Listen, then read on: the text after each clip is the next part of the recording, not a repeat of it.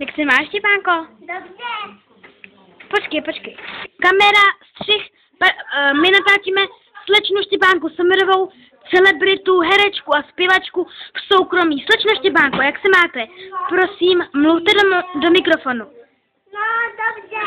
Jo, a byla jste někde na výletě, nebo jak se užíváte volno, prosím? Byla jsem doma. Jo, a co jste hezkého dělala, slečno, doma? Byla jsem ve vany a pak jsem šla domů a pak jsem tam už byla od vany. Jo. A tak, budeme pokračovat za chvilinku. Naschválení.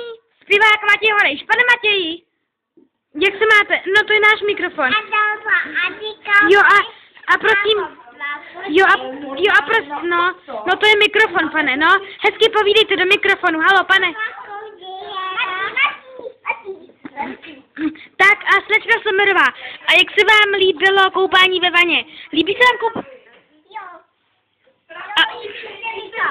A mohli byste nám představit, slečno, nějaké svoje hračky, které máte moc ráda, nebo? Tady mám třeba kot a delku, jako tady.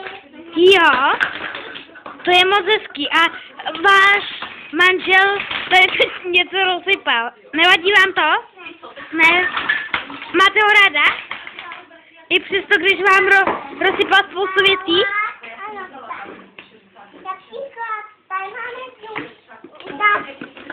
A prosím, mluvte nám do mikrofonu.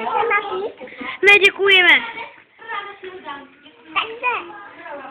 To se mi taky líbí. Jo, a kdy jste se sem nastěhovala? No, já jsem tady. Když jsem byla malá a to já jsem mumlinko. Jo. Jo. A máte sourozence, budete mít brášku nebo sestru? Máte sourozence? Blášku. Jo, a máte nebo budete mít? Budeme. Jo, a jak pak se bude jmenovat? Vendelína. Jo, a budete ho učit ve škole a ve školce? Ano. Jo, a těšíte se na něj? Jo. A budete se s ním hezky hrát? Ano. Jo, tak děkujeme slečno za rozhovor. To byla Štěpánka Sommerová, naše celebrita. A tohle ještě jednou její manžel, zpěvák a herec Matěj Holejš. Teprve chystají svatbu, i když Štěpánka je o 2 roky starší, ale to jim nevadí, mají se moc rádi. Ahoj, ahoj.